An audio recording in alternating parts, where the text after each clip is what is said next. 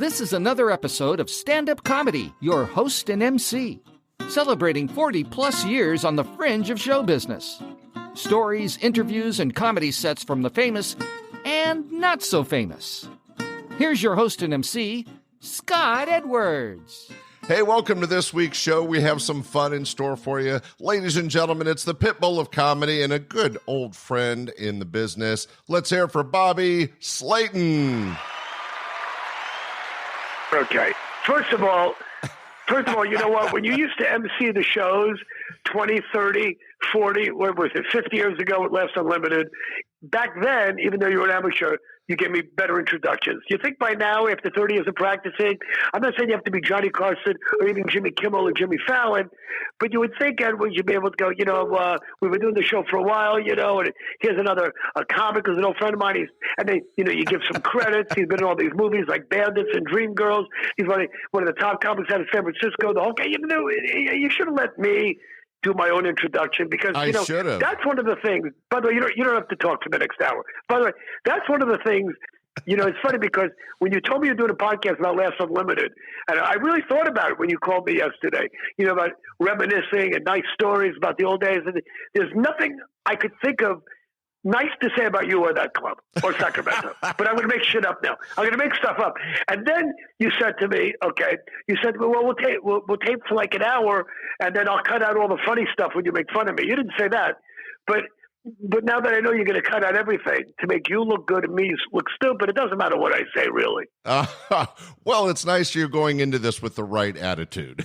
Like everything else in life, And by the way, and you said to me, look, I'm doing a podcast, you and 80 million other people. And then I think you said to me, we have a couple of thousand listeners. Just because you have a couple of thousand people who have taken interest doesn't mean any of them are listening. But I do want to say hello to your 2,000 imaginary listeners. And since you have only 2,000 imaginary listeners, why don't we just say to your million imaginary listeners? Well, I'd like to say hello and thank you for having me on the show. That boosts my ego a little bit. Thank you. Yeah. And then you said to me, and don't mention President Reagan or President Nixon or anything because people are going to think this thing is old. Don't mention the COVID thing. Don't mention Man on the Moon. Don't mention anything that's happened in the past so you can play this crap for many years to come and nobody will know when the hell it took place. Well, that's not really the point. I just want to celebrate comedy. It was something that was a big part of my life. I know it's been a big part of yours, and it's just nice to talk to people in the business. It's over for both of us. Can we forget it and move on? Holy shit, really? We have to dwell on this comedy crap? And let me tell you something else, Scotty boy. It's funny because I used to love to do stand-up comedy. When I told you the other day I was sick of it, it's because I hate people so much now. It used to be nice with what's going on in the world, and it doesn't matter what's going on now. We're not going to mention, or the zombie apocalypse when they got the cure for COVID, and the zombies came back, and the nuclear war. We're not going to mention North Korea blowing up, half the country. We're not going to mention anything in the past. We're going to continue on like things are just normal. But let's go to the beginning. How did you, just a short version, how did you end up a comic? Oh my God, really? That's the best you could come up with? Okay. Really? How did you end up working for me? Wait, let's back up before I forget. More important than hold that thought and that question, which I'll be happy to answer. Okay. So when you called me yesterday and you told me you're doing this podcast, now, that was the first time I've heard from you in how many years? How many years? At least you think? 30. You think 30 years? Yes. Well, when did Last Unlimited close in Sacramento? It's still open. Well, but you sold it. And I mean, when did you get out of it? I sold it and semi-retired in 2001. Okay. So after 20 years. And I didn't talk to you while it was still open because I went over to play the punchline, which I want to tell you about. You're still mad at me for that, aren't you? No. You were a regular, very important headliner to the club in the 80s. And then towards the end of the 80s, you got that contract offer from the punchline, and we lost it. I had to take it. Right. No, we totally understood. We weren't upset about it. Business is business. And then you went on to fame. You got to understand. It's like the mafia. It's just business. Fredo, it's business. But, you got to remember something, though. Back then, there were a lot of comics, and you probably know this, that just assholes who, I was one of these guys who was loyal to a club, like when Denver, the Comedy Works, which is still there. I remember when the improv went in, and I've been working improvs all over the country, but I'd worked for Wendy for so long, and I said, you know what? I'm not going to go work for these other people. But there were comics that would jump ship for like $100 a week, $200 a week. And I said, well, how can you do that when somebody's, taking care of you, paying your bills, put you up in a nice hotel or condo? So I never wanted to do that. But when Bill Graham, like you said, and there was no pressure. But when he came in, and it wasn't Bill personally, but I've been working the Punchline in San Francisco, and I've been doing concerts for them and working, Walnut Creek in the Bay Area. So I had to do it. I'm glad you understood. Oh, but yeah. my point was, what? No, I just said, yeah, of course.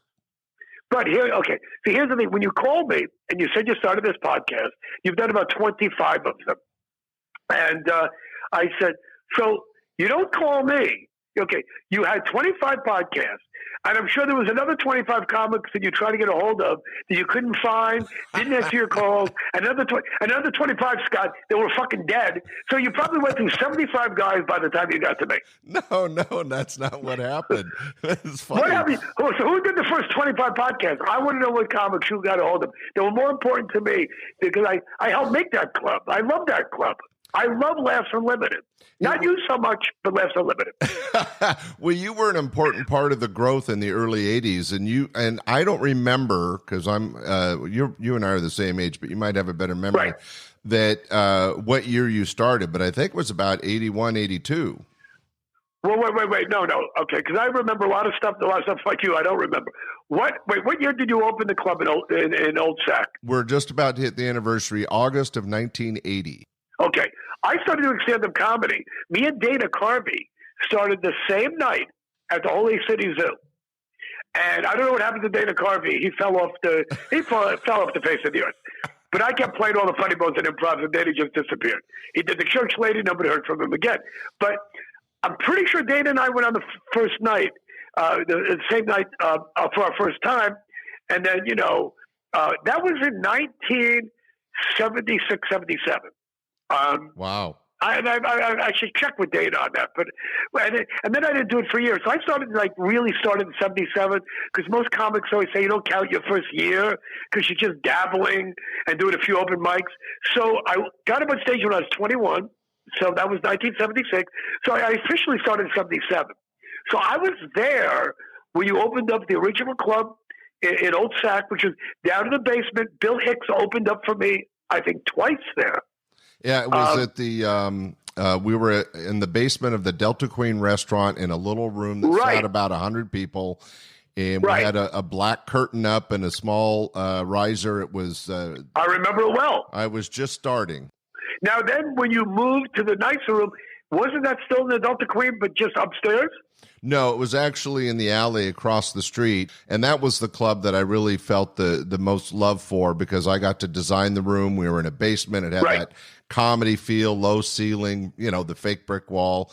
I remember, and you were collecting animation cells. You put some of them on the walls. That was that club, right? Yes. Right. And then when you moved out to the Burbs, that was the big club. You finally got all the kinks worked out, and because when you open a club, and I've never opened a club, but you go, okay, well, this is what we got to do next time, and this is what we got to fix this time, and it costs more and more money, but you don't want to make the same mistakes twice. Yeah, you learn and grow. Right. So you learn and you grew. I'll tell you one thing I do remember, which I hated. You were the house MC, and you were really good at it, but then you got kind of cocky. You figure, okay, you kind of felt you were a comic. So I go, fucking Scott's doing another extra 5 now? Really? Just when you think you're coming on stage, hey, where are you from? Hey, I just had a baby, and you go, I have another 10 minutes. Holy shit. I might as well just go take a leak and go out and smoke a cigarette. Scott's bringing up another say, anybody ever buy a new car? Oh, fuck, there's another 15 minutes I got to go. Yeah, and then I come on. Then I go on stage and you go, look, we have a second show. You only have 12 minutes. So let's do an hour. But it was a Scotty Edwards show.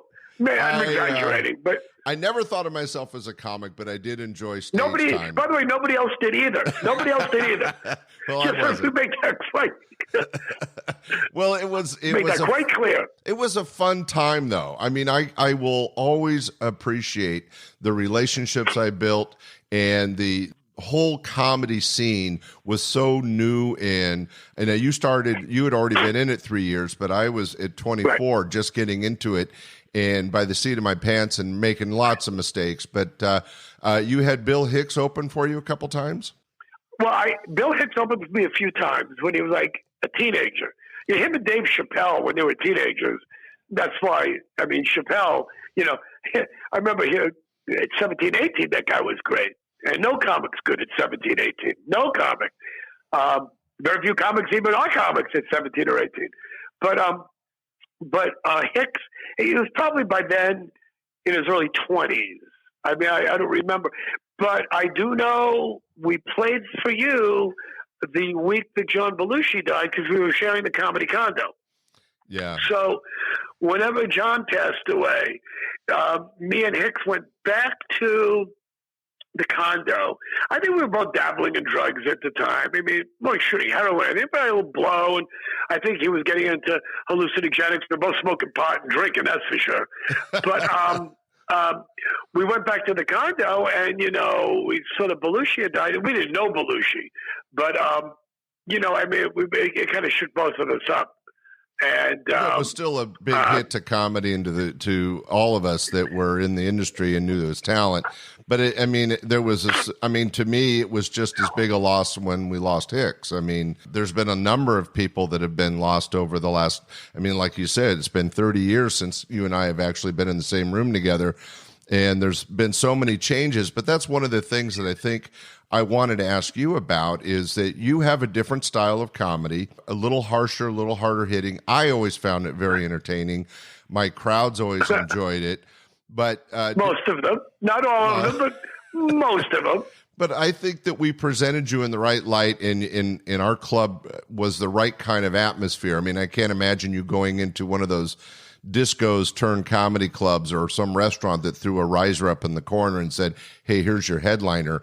You know, Laughs was at least a comedy club there for comedy. Look, I've been doing this as long or longer than anybody, you know, around. I mean, you know, and there have been a lot of those risers in the corner, disco, corporate parties, and many of them have gone great, and some of them have gone horribly awry. And some of them, there have been so many of them. And, you know, my style of comedy, you know, the thing is now, what's funny is that now I'm not really working much. And after all the Me Too movement and Black Lives Matter, people became so uptight. People became very uptight. And I mean, and it's not all undeservedly so, but people have got, you know, it's too much out. People have gotten too upset.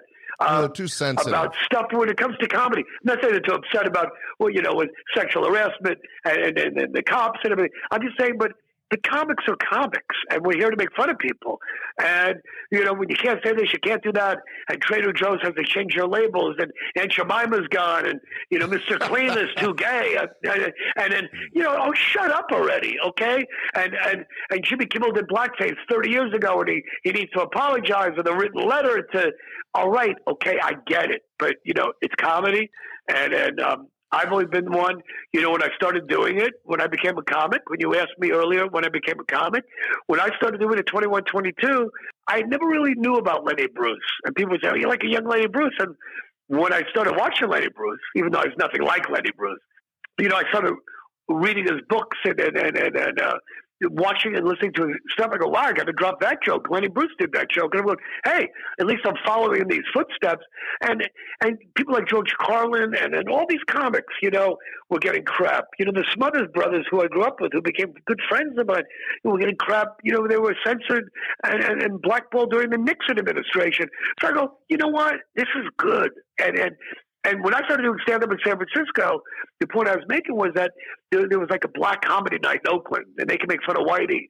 And there was a gay comedy night in some gay club, and they make fun of straight people. And I'm going, don't tell me that I can't make fun of you. You know, oh, and women are minorities, and blacks are minorities, and gays. But now people are so sensitive. And again, I understand that. But, I started attacking back. You're going to make fun of me? I'm going to make fun of you.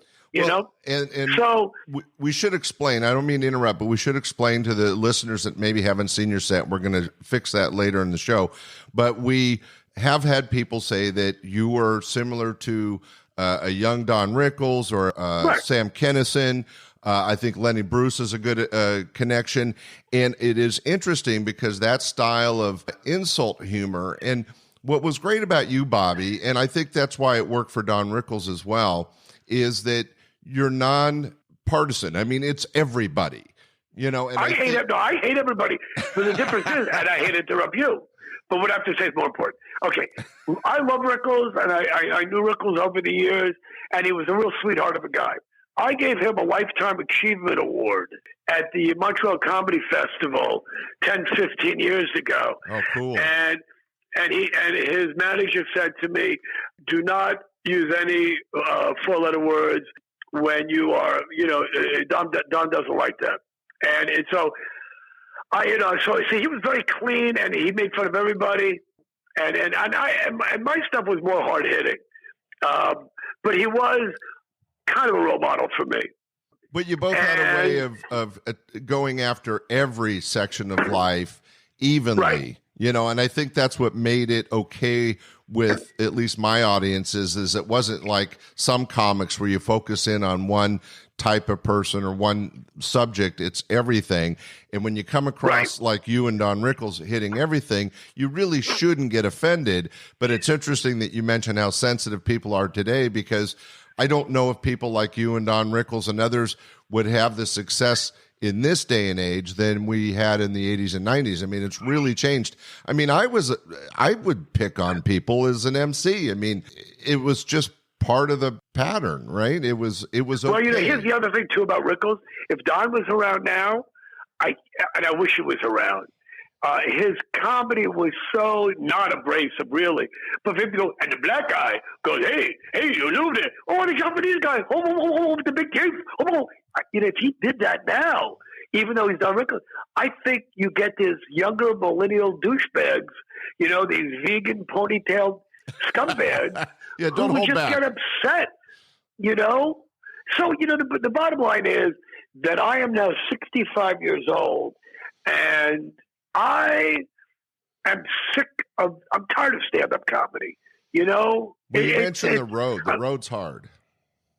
Well, you know what? Look, the road is hard, but when you get guys like Jerry Seinfeld, or you get guys like the great Bill Burr, or you get Dave Chappelle, whatever, you get guys that are flying first class or flying private planes, getting $100,000 to $1 million a night, and staying in a suite at the Ritz-Carlton and then going the next day, and everybody's coming to see them. When you play in a comedy club, like Glass Unlimited, which back in the day was a great club, but, you play in a comedy club and you're staying in a Hampton Inn. Look, there are so many people that have been out of work for years. And we started with the COVID thing and unemployment. And I felt so horrible for all my friends that went out of business with restaurants. I'm not complaining. But I'm saying that life on the road, making, whatever, and with idiots and having to get up in the morning and do morning radio. And, it gets grueling. Well, I love morning radio. I was one of the guys. Look, you know what? I was one of the comics who always, like when you said to me, let's do the podcast, what time you want to do it? What night? I go, no. Not what night? No. But 4 or 5 o'clock, I've opened up a bottle of wine. I'm cooking dinner for my girlfriend. And I'm in bed watching TV by 8 or 9, sleep by 10, and walking the dog at 7 a.m. I love that. When my daughter was born, I was on the road so much that when I was home, I make sure to make her lunch and take her to school every morning at 7 a.m., and I would walk the dog, and I would, you have to catch a plane and you have to do morning radio. So I'm used to getting up at 6, 7 in the morning. I'm an old Jew now, but I was always an old Jew. I was always on the time schedule, and I love it. Well, Last night I stayed up till 11 o'clock, binge watching. And to me, binge watching is making it through one episode of something. Well, that's me. My girlfriend goes, hey, let's binge watch your show. I go, watch like 4 or 5. I go, 4 or 5? Are you crazy? So I make it through one. Well, we should take this moment to bring up two things. First off, you have a very successful daughter. Natasha is a very successful actress out there, and so whatever you did worked, and she's a great gal. And then the other is you mentioned doing the radio promo shows, and one of the reasons I reached out to you is that your name came up as one of the favorite guests for Paul and Phil on Y92. I had them in here for an interview, and we were talking about the various comics that would come on the show. And right. Paul Robbins and Phil Cowan go, oh, our favorite by far, Bobby Slayton. That guy. I love those guys. Those are the guys like Brother Wease in Rochester, like Paul and Young Ron in Florida. Like there are guys that said Alex Bennett in San Francisco. And I'm leaving out dozens of guys. So many great shows. That I love doing, and morning radio to me always a treat because and I would always plan out my stuff. A lot of comedians would go on, just they improv. wouldn't, they weren't funny. I would go on, and the night before I did my show, I went out for dinner and I wrote out all these jokes. And and by the way. By the way, and I just got to Lamont and Pinelli in San Francisco, one of my favorites of the last 5 years. But I can't sit here and make your name radio show. But those guys in Sacramento were great, and I would love to go on in the morning. And a lot of radio shows were afraid to have me on because my show, the F-bomb and whatever I would say on stage, but I never, maybe once or twice in 30 years, would let a word slip. It's after the 7-second delay. Well, you're a professional. You're a professional, Bobby. You knew the difference between But I would plan TV out the stuff, and that's why those guys like me. Because, look, it doesn't do any good. Because I'd always ask the morning shows. I go, so what comics have you had on recently that sucked? And they tell me these comics. It doesn't do you any good as a club owner or the radio station to wake up at 6 in the morning after working the night before, go on the radio and just answer questions with one word answer. So I can become a comic. Okay, well, it's great to have you on the show. You like being in Sacramento? Yeah, okay, it's great. Okay, that's not putting any asses in the seats that night. What are you waking up in the morning for and doing radio if you're not going to be funny? But you now, get it. On the other hand, I was just giving you a compliment that you got that it was marketing and business, and it's all part of making the show and the club successful. Of course. It's a symbiotic relationship. How well the comic does also details how good the club does, and that's why you were one of our great headliners, is that you always drew people, and you drew people because you got up and did morning radio and kicked ass on stage. Well, the other thing I think also is back then, you booked so many crappy comics that I had people looking forward to seeing me. I wasn't really that good. I was just good. There are a lot of mediocre comics. That was just a good comic, But you know what it is also is that you do the radio and it's really helpful. But then on the other hand, I can't tell you how many people will come to the show. Not a lot, but they get offended. And go, well, I heard him on the radio this morning. He wasn't this dirty. Or I saw him on Arsenio Hall last week. That's why we came to see him. And he did the same material. Well, I did 6 minutes on Arsenio Hall. I just did an hour. But you get those idiots. You can't make them happy. You would get people in the front row who, I pick on and talk to, who get so offended. I didn't come to your show to be picked on. I came. It's my wife's anniversary. And then sometimes I'd be signing CDs after the show, and people come up to me. I stood in line for an hour to get front row seats. You didn't say a word to me. That's why we came to you. It's like it's like, win. Damn, if you died. I can't win, You just can't win. Oh, that's funny, but I'm sure that happened. We all the time, Scotty, all the time. Well, we had, because you came early on in the Laughs career, I think we were able to showcase you for the audience that wanted to see that kind of humor and see who you were and how you presented things. I mean, when did you pick up the nickname Pitbull of Comedy? I don't remember that. I knew we started using that. That was from Alex Bennett. Bennett in the 80s, who was one of the first guys to do morning radio. I went on his show. Alex Bennett was a radio legend. Even Howard Stern grew up listening to Howard. And when I was a kid listening to him, when he moved to San Francisco, I was on KMEL. I went in to tell him what a fan I was. And I went on the radio, and that's when he said, "You know any other comedians?" And I was the guy that brought in Kevin Pollak and Robert Williams, Dana Carvey, and then comedy and radio became a very symbiotic thing. I'm not saying that me and Alex started it, but it was kind of the beginning of.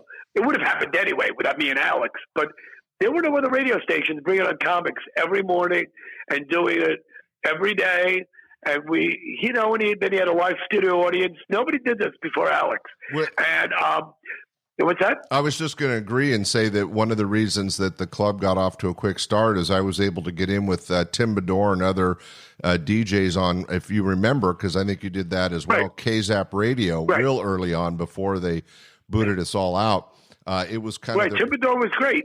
Yeah, right. Tim Bedore's still a friend of mine. He was on after Alex or on in the afternoon. He'd have comedians on. But I mean, Alex kind of started and got that whole thing. But I was on his show one time. This is how the Pitbull of Comedy started. It was in the 80s when pit bulls were in the news all the time. And they were eating the children, and the mailman would deliver the mail. They'd chew the mailman's hand off. Pit bulls had a bad reputation. And they weren't bad dogs, but people train them to be, monsters. So you'd always get this impression about pit bulls, who really are the nicest dogs when treated correctly. So I was on the show one time, and I was making fun of McDonald's. Every comic made fun of McDonald's. And who knows what the joke was back then? What are the chicken McNuggets made of? Who the hell knows? What part of the chicken does that come from?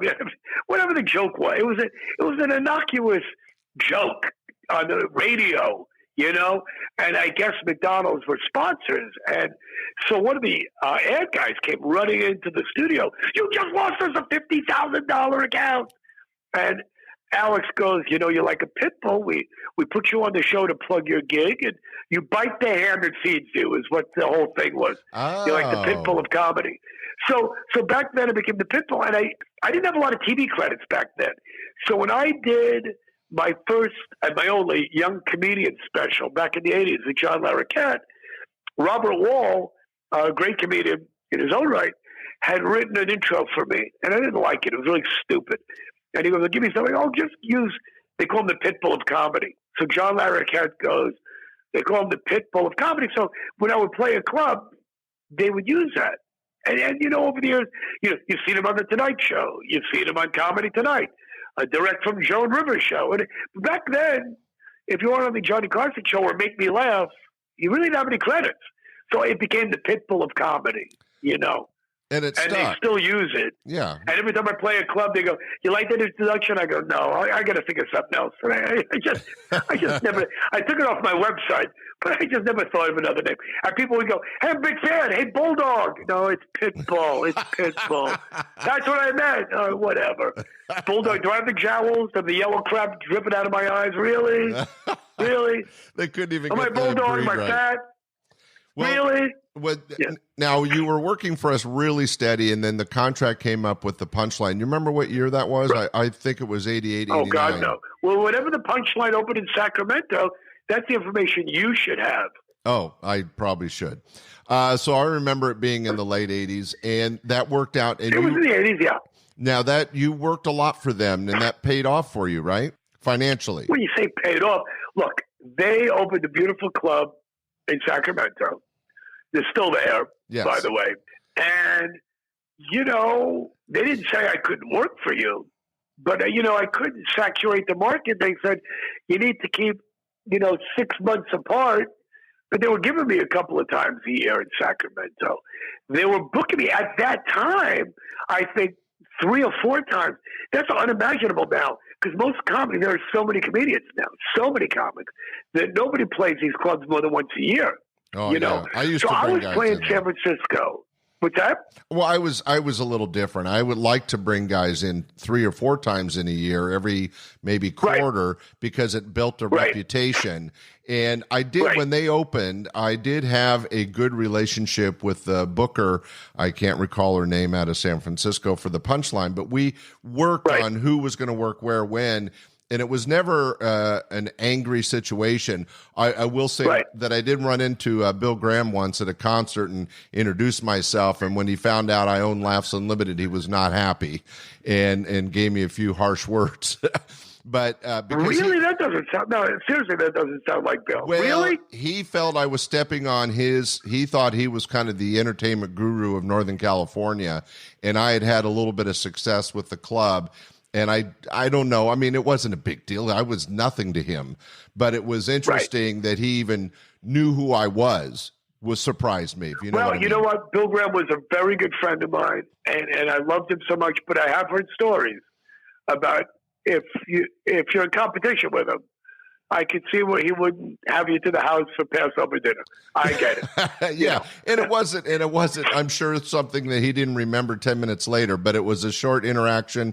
I just thought it was funny because I was a young kid that he felt I was any sort of threat to him, who was this monster of entertainment that I looked up to. I thought he was an entertainment producer god, I mean, he was doing everything. Well, he was. He kind of started that whole business, but you were there first, but he probably didn't know that, but whatever. It's water under the bridge. But yes, I started working for the Punchline, and they gave me a couple of times a year.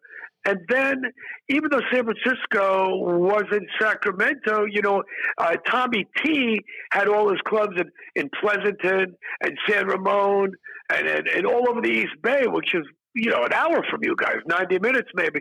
And so I would play and there was Foo Bars, and then there was the Punchline of Walnut Creek. Yeah, I mean, I was in the Bay Area, Northern California, and then there was Caesar's Tahoe at a comedy club, John Fox, and then I'd open up for bands at Harris, and, so I mean, just in Northern California, I had, oh my God, 10, 15 weeks minimum, no more, 20 weeks a year. Well, you were a bit of a celebrity in Northern California. I mean, everybody felt like I was a bit of a celebrity. I could have been a contender. I could have been somebody. No, I meant in comedy. And now you know what I'm doing? In the 80s. And now you know what I'm doing? I'm sitting in my house. I wolfed down lunch so I could talk to you. I'm going to go plant some new plants. I'm going to go put some more recipes in my box, figure out what I'm making my girlfriend for dinner, and go swim in my pool. That's my life now. Well, I'm not bitching about it. No, it sounds like a good life. And so let's transition, because you went from being a celebrity of stand-up comedy in Northern California, and you left Laughs, and you had a career doing other clubs for the 90s, but you also transitioned into an actor. I mean, you did the Rat Pack movie, Bandits. I heard you even did a voice on Family Guy. One of my favorites was you were in the movie Get Shorty and had a scene with Travolta. Yeah, I mean, that's pretty exciting stuff.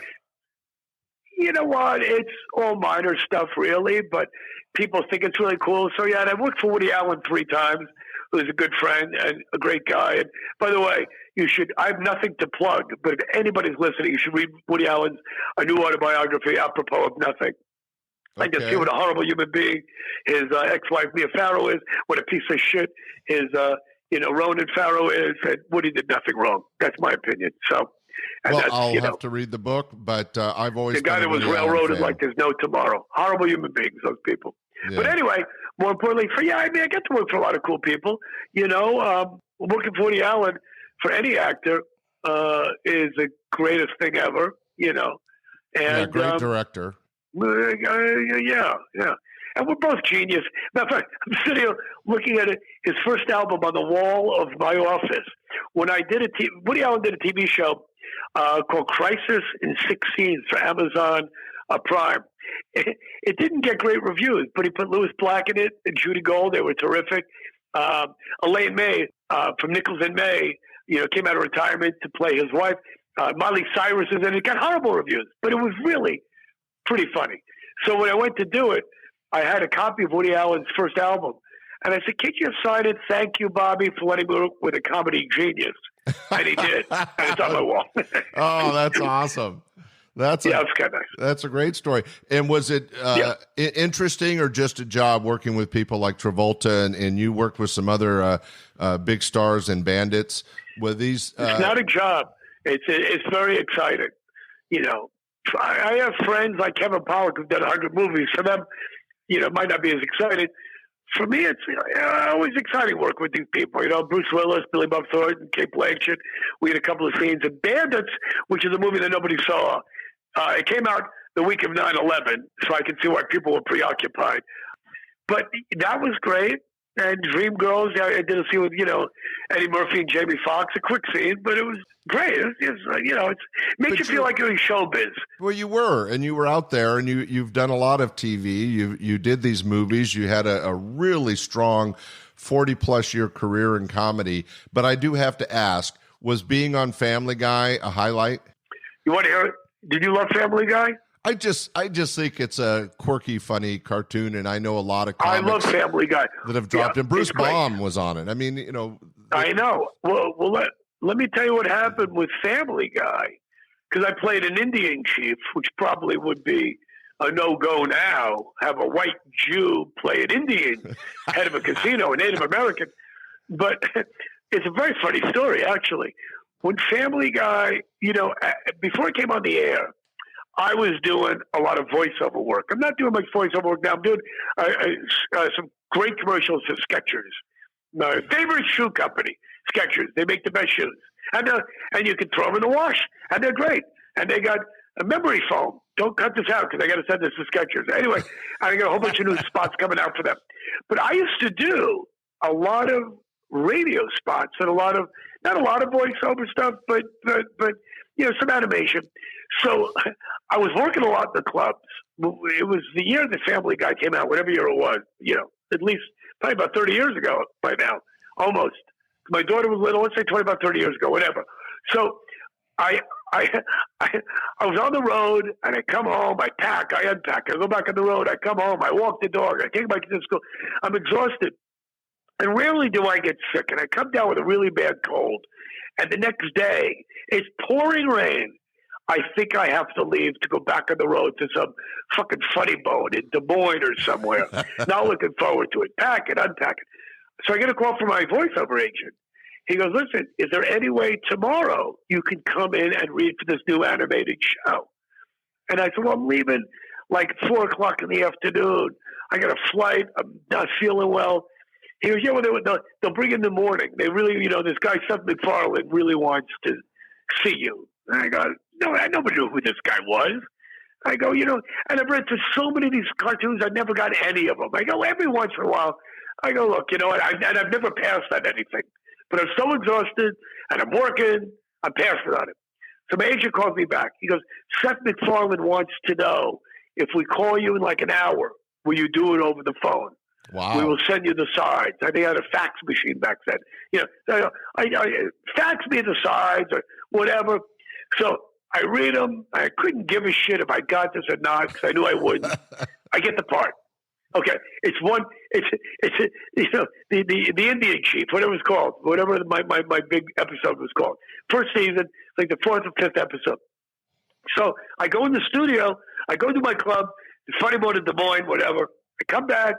I go in the studio, and it's me, it's Seth MacFarlane, and he's doing, little Stewie's voice, and he's doing the father, and then whoever's doing the dog, and whatever. Like he does a lot of them, Well, this is the stupidest piece of shit. This show's never going to go on TV. This is so stupid. Right, I'm on a vision quest. I'm the Indian chief. And you have to go in the woods, and I'm going, well, whatever. I mean, I'm very professional, very nice people, and I don't think this show's going anywhere.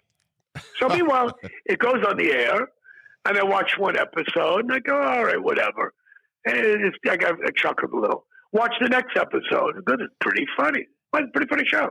Watch another episode, and go, I don't think I watched it until everybody started saying how great Family Guy was. I started watching and go, holy shit, this is brilliant. I watch it, it's brilliant. And that's why Seth MacFarlane's a billionaire, and I'm doing your stupid fucking podcast for your imaginary listeners, and nobody cares. Well, it's nice to put it all in There's perspective. There's the difference between me and Seth MacFarlane. It's just a small bridge. Oh, that's so funny. Well, And by the way, who else have you had? Who have you had on your show so far that's nearly as entertaining as me? Well, nobody is as entertaining as you. But we've had Mark Schiff on. We've had good, very good comic. Larry Wilson, comic magician, who was very entertaining on the show, and the guys Paul and Phil. but it's a growing thing. It's getting there. But I thought you did 25 episodes. Who else? Who's on the other 20 episodes? Your fucking mother? Who's on the show? Well, it's a wide variety of entertainment. Mostly comics that were regulars at the club in the 80s. Well, they're all comics that were regulars in the 80s and 90s at the club. Anybody successful? Well, yeah. Tim Bedore, Jeff Jenna, Mark Schiff, Bruce Baum. Any headliners? Any headliners? You're it, Bobby. You're all I could get. You know what we should do is let the audience hear some of your comedy. Can you do that after I hang up the phone? Because I don't want to have to listen to any of this shit. Okay. Well, I want to. Okay. First of all, like I said, nothing to plug. I think on CD Baby or on Amazon or somewhere, my CDs are available. They can download all my shit. And you know what's funny? Some of it you could not do anymore. It'd be shocking, and none of it's shocking. It's all stuff you can play on the radio, most of it. And some of it is so old school that there were so many guys like the great Bill Burr, like Dave Chappelle. There are guys out there now, the stuff they're doing is so much more out there. So some of my stuff seems very tame in comparison. I think some of it is outdated. But, like Little Richard, I was an originator. I was the architect. I was the architect of comedy. Back when I was doing. And by the way, you mentioned Sam Kinison earlier. I was doing this 10 years before him. I always hate when people compare me to Andrew Dice Clay, who was a character. Yeah, no, there's no comparison. Nothing like. And Sam don't Kinison, compare me to Lenny Bruce or Andrew Dice Clay, and I'm not putting them in the same category. Or Sam Kinison. None of us are alike. We're totally different. And people think, well, you're not politically correct, and you say the F word, so you're all in the same category. Shut up. Shut the fuck up. Yeah, we had lots of acts use the F-bomb. That's not a big deal. It was the style, the machine gun rapid, thinking and sharing a material that was funny. And you mentioned a couple times old stuff, and I think, and one of the reasons I'm doing this podcast, and I could totally be wrong, Bobby, but you are. I think funny is funny. Right? In other words, if a joke or a material worked in the 80s and it was truly funny, it's going to work now. I recently played a bit by Larry Miller that is at least 40 years old, and to me, it's as funny as the first time I heard it. You know what? But you are wrong. Of course, you are wrong. Because, and let me use this as a perfect example, the great Lenny Bruce, a lot of his stuff is dated. A lot of it was, at the time, very funny. Even the great Marx Brothers, who I love with a passion. God, you watch a lot of stuff today and you go, okay, it's all dated. A lot of stuff, the Lucy Show, still very funny, very entertaining, but a lot of it is dated. A lot of those sitcoms, they're funny, but, they're not funny like Seinfeld is funny. A lot of it's dated. A lot of it's what you grew up with, too. A lot of it, there's a lot of factors involved. Well, comedy's about. But if you listen to Lenny Bruce, one of my heroes, a lot of stuff you go, well, that's not. Why is this funny? It's a lot of it is a product of its time. Well, it is more difficult for politically edged comics. Bill Maher or Will Durst or Lenny Bruce is going to have trouble being as funny maybe 5-10 minutes after their material. But I mean, years after. Whereas I think material like yours transcends time. Yes, just like I do. Yes, yes, yes. I'm trying really hard to compliment you, and I know that it's going over like a lead balloon, but I do think of you as one of the great headliners that helped make my club a success, and that how come you, wait, all right, stop. Shut up already. So how come all the years I played the Punchline, you never came out to say hello? I've never been in the Punchline. Why? I don't know. I mean, I've been to the Improv, of course, and the Store, and most of the clubs in in the Bay Area. But the Punchline, I've been to the Punchline in the city, but the one here. But you still live in the Sacramento area, right? Yeah. Oh, yeah. And you've never gone into the Punchline to see somebody. No, it's just been something that never seemed. I mean, once you get out of the business, I mean, I was on the production side. I'm not saying it correctly.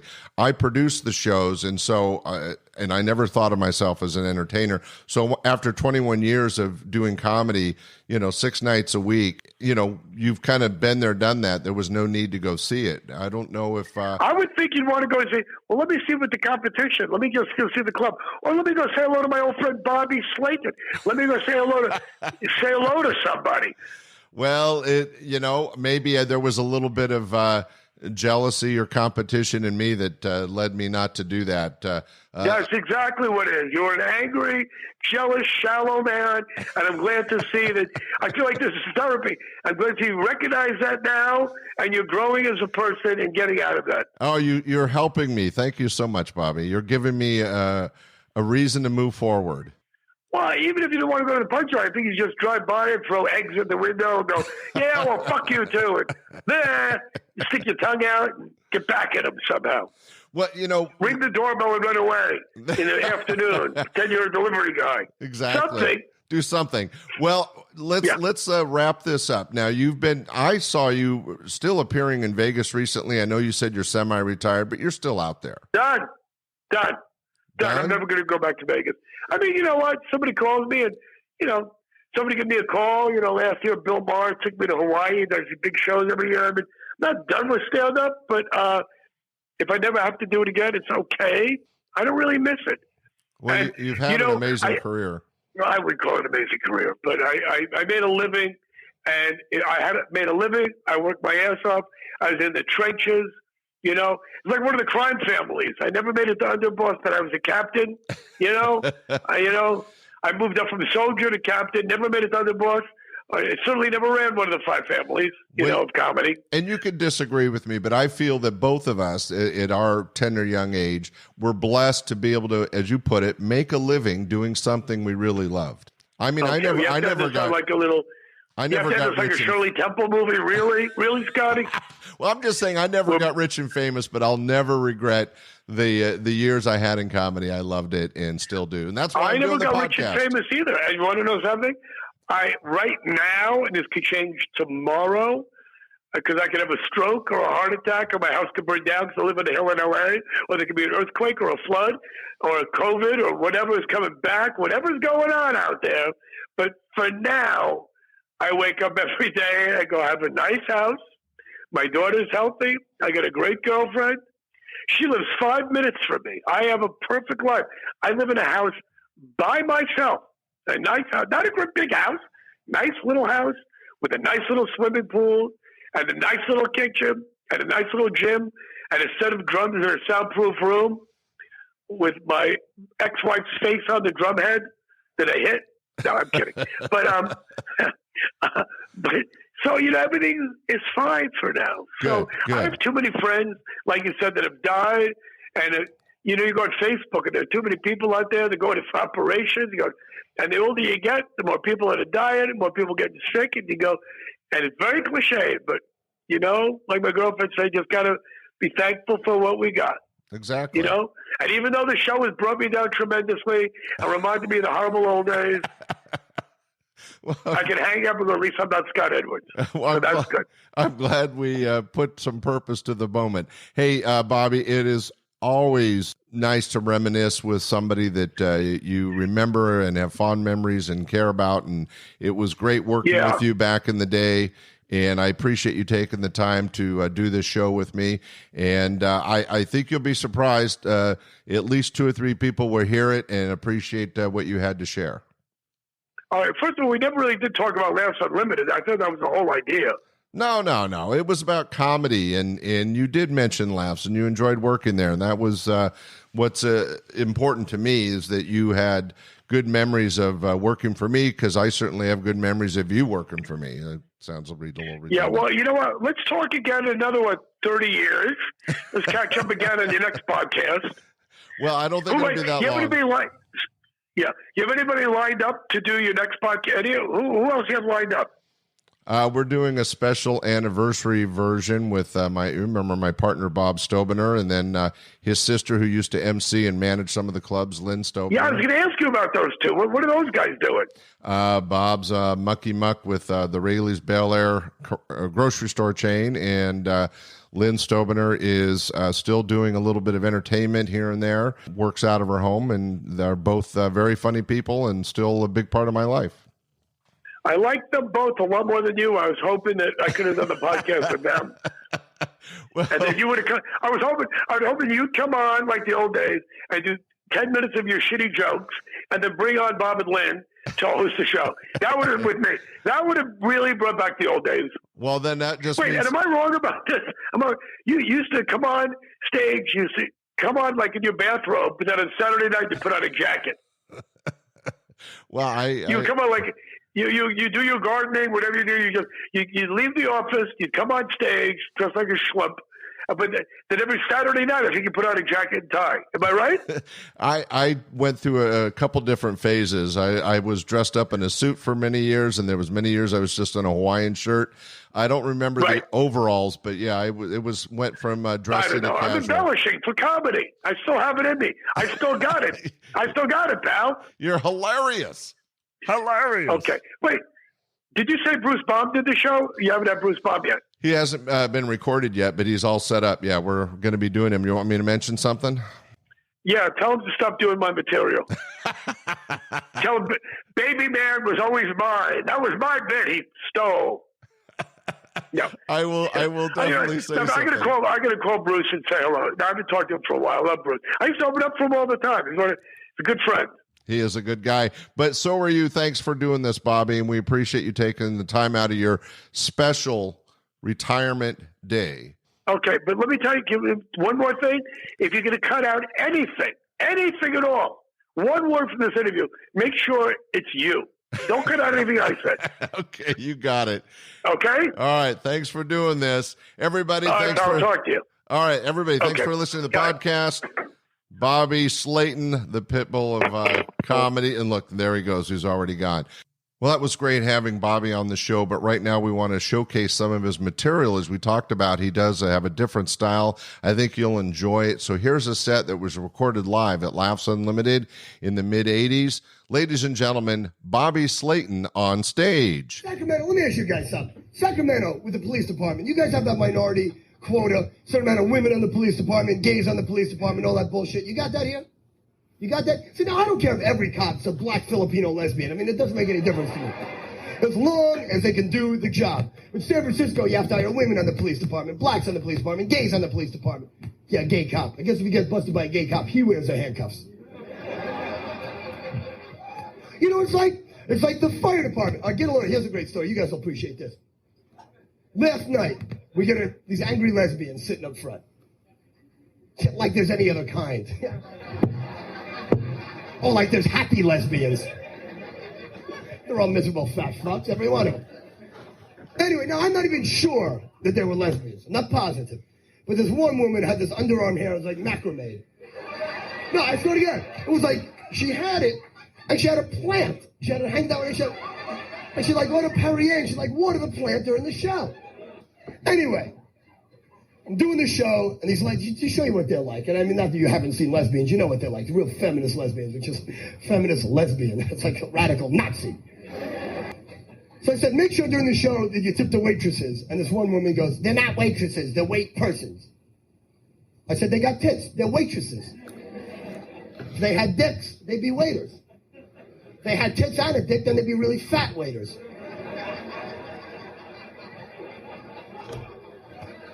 I didn't say that, I should have though. Anyway, so I'm talking to these women, and I ask them what they do for a living. And this woman goes, I live in San Francisco, I'm a firefighter. I said, that's great, you're a lady fireman. No, I'm not a fireman, I'm a firefighter. I said, firefighter, lady fireman, what the hell's the difference? This woman gets up, she storms out of the club, she's about 5 feet tall. Now, I'm not saying women shouldn't be on the fire department. If a woman can do a job, give her the job, all right? But when a woman's 5 feet tall, I'm in a fire, I want a guy that looks like Rambo with an axe in his teeth. I want a guy that's gonna huff and puff, blow down the door. Pick up me and my Sony Trinitron at the one arm and walk down the ladder. I don't need this little uptight dyke with asbestos Birkenstocks. Get out, get out, get out.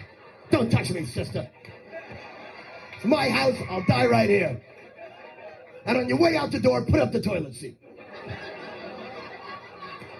I don't know. You Mexican? Are you Mexican? What's your name? Tony. Your name's not from Mexican. Tony is an Italian name. Now, you're not Mexican. You are Mexican. You're both Mexican. That's great.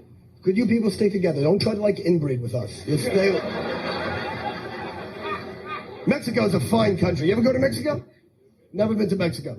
I was down there last month with my girlfriend. Went to Cancun. Went to see the ancient Mayan ruins. Ancient Mayan ruins. Ancient Mayan ruins. Ancient Mayan ruins. Wait. Ancient Mayan ruins? Ancient Mayan ruins. I'm right. I get it. Which is the one with the big black maid? The ancient Mayan ruins. The big black maid made out of stone. We went to the ancient Mayan ruins. They also have the ancient Mayan ruins. We didn't get to see those. They're both equally as impressive. The ancient Mayan ruins. The Aztecs built the ancient Mayan ruins. Then they have the ancient Mayan ruins. They're both real cool. But it's amazing, dude, because see, Mexicans in America, it's different. Because you're Mexican, you're American, you got a lot to be proud of. But in Mexico, these people, they got a national debt now, what, $96 billion. What did we just do this last month? We lent them another $5 billion. It's like they're ever going to pay us back. Like these people are ever going to pay us back. They're never going to pay us back. But see, you make fun of Mexico, in Mexico, what do the Mexicans say to you? Senor, don't make fun of this country. It's a different culture than America. I say, pal, it's not a different culture. It's the same culture we have, only we had it about 5,000 years ago. We've learned how to make roads. We're just a little bit higher on the food chain than you are. You can't even come back into the United States without going through this agricultural inspection and filling out all these forms and all this bullshit. It actually says on the immigration forms, are you bringing back more than $200 worth of merchandise? Now, I don't think in the entire country of Mexico, there's $200 worth of merchandise. Now, so you're very pretty. You're a young Mexican woman. Now, why is it? Now, maybe you guys know. Why is it that every old Mexican woman you see is fat? But every young Mexican woman is skinny. I think the old Mexican women eat the young Mexican women. No, is this what happened? Well, he certainly has a different type of comedy. I hope you enjoyed that. Thanks again for listening. Thanks to Bobby Slayton for doing the interview and sharing some of the comedy that we had back from the 80s. Hope you're enjoying our podcast series. Be sure to listen, share, and rate if you get a chance. We'll see you next week for another great show. Bye. We hope you enjoyed this episode of Standup Comedy, your host and MC.